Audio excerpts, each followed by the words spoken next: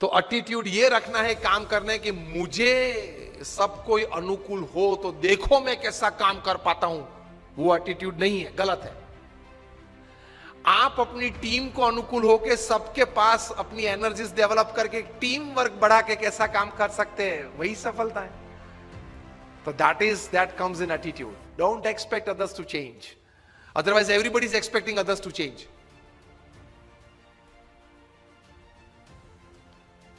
हमारे गुणातीयन स्वामी ने 200 साल पहले लिखा है क्या, कि अगर मैं जिस तरह से समझ रहा हूं ऐसा ही सब समझे तो बहुत अच्छा। तो प्रमुख स्वामी ये सिखाते थे कि थोड़ा गम खाना, मतलब बड़ा मन रखना, एक्सेप्टेंस लेवल बढ़ाना, इंसल्ट्स या डिसरिगार्ड्स हो तो उस वक्त जरा स्थिर रहना, तो आप आगे बढ़ पाएंगे। You are not checked by your performances. You are checked by how you handled failures. Fortune 500 के बारे में तो आपने सबने सुना है ना, Fortune 500 कंपनीज, उसमें से कहीं सीईओज को मैं मिला हूं, नेशनल इंटरनेशनल सेमिनार्स में हम मंच पे साथ में रहे हैं। अभी 2 साल पहले शिव खेरा और हम लोग साथ में थे, बहुत अच्छी बातचीत वार्तालाप हम मंच पे बैठे तब हुआ था। बड़े बड़े सीईओज को मैंने पूछा है, मल्टीनेशनल कंपनीज के सीईओज को, कि the person to whom you are paying more than 10 crore rupees per annum in salary, what do you ask them in their interviews? तो एक बड़े मल्टीनेशनल कंपनी के सीईओ ने मुझे पूछा था कि Swami this is the first time I am asked this, कभी हमने ये नहीं सोचा था। मैंने बोला कि क्योंकि कई एग्जीक्यूटिव्स हैं, उनकी एनुअल तनख्वाह 50 करोड़ 100 करोड़। मैं जागृत अवस्था में बोल रहा हूं।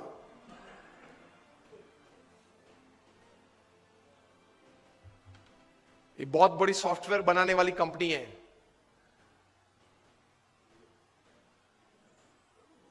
हाँ, इन्फोसिस नहीं, इंडियन कंपनी है, अमेरिकन कंपनी है।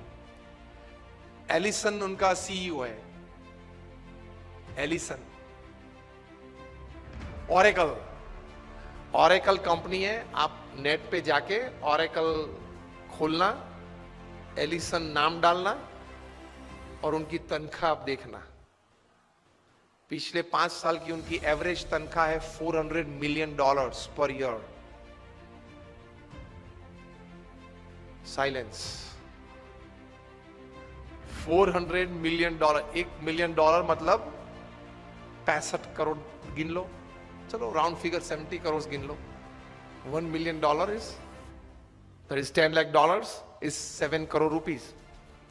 सो 400 million is 2800 crore rupees per annum salary. अब देख लेना, मैं नाम देता हूं, Ellison, ELLISON, he is the CEO of Oracle. आप नाम देख लेना। अभी परसों ही आपने सुना होगा सुंदर पिचाई का, गूगल के सीईओ, पर डे की सैलरी 3.5 करोड़। परसों ही न्यूज थे,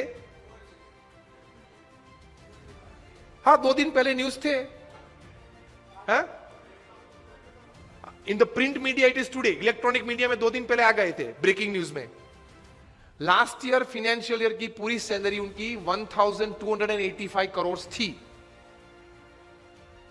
टू बी एग्जैक्ट 1285.5 करोड़, मतलब रोज की तनख्वाह 3.5 करोड़ की।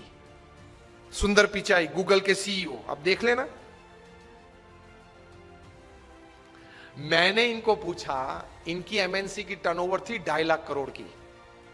हम दिल्ली में एक फंक्शन में साथ में थे, मंच पे बैठे थे। मैंने उनको पूछा कि दोज एग्जीक्यूटिव्स हुम यू पे मोर देन 10 करोड़ और 25 करोड़, उनको इंटरव्यू में आप पूछते क्या हो? क्योंकि उनके पास डिग्रीज तो एक्स्ट्रा ऑर्डिनरी है, he is a double MBA from LSE और हार्वर्ड, एकेडमिक्स तो पूछना नहीं है।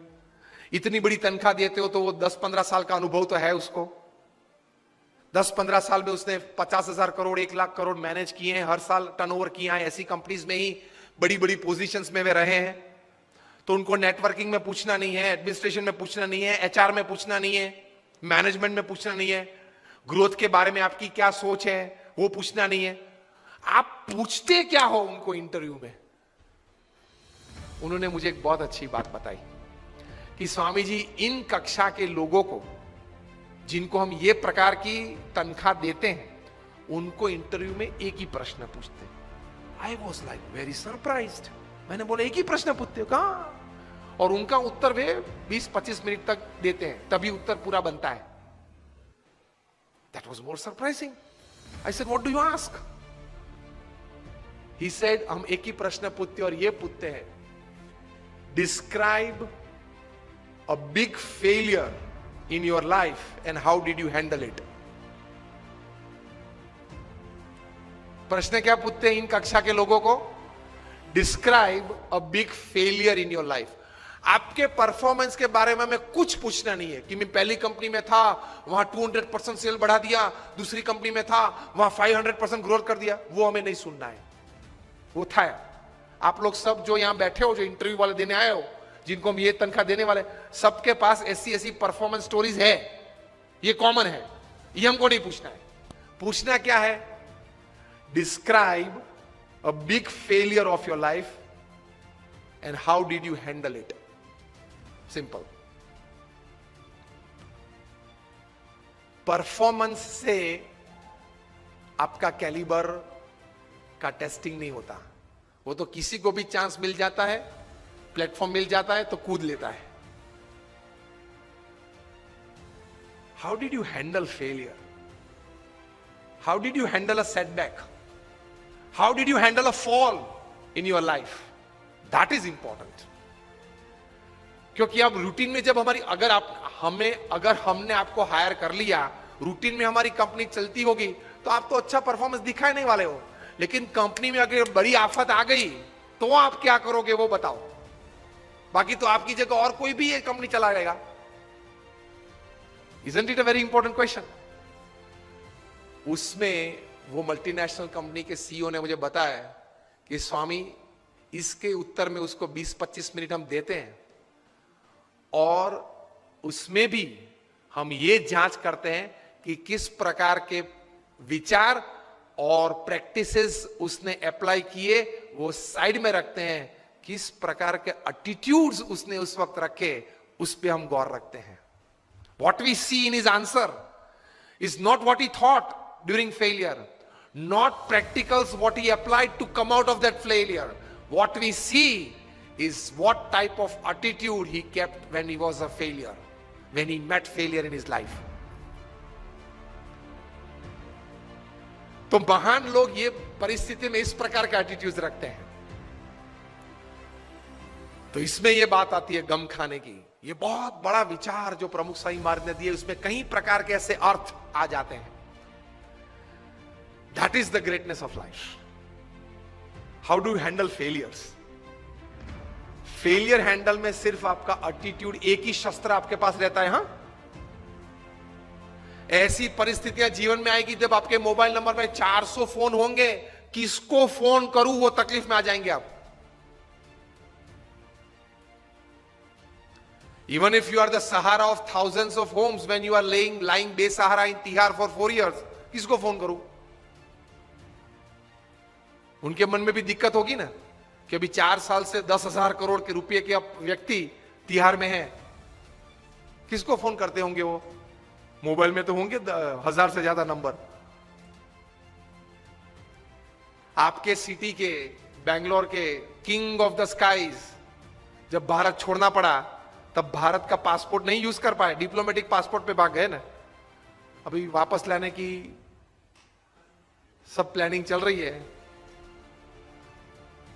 आएंगे शायद, और अगर मुंह खोलेंगे बड़े बड़े तकलीफ में आने वाले हैं।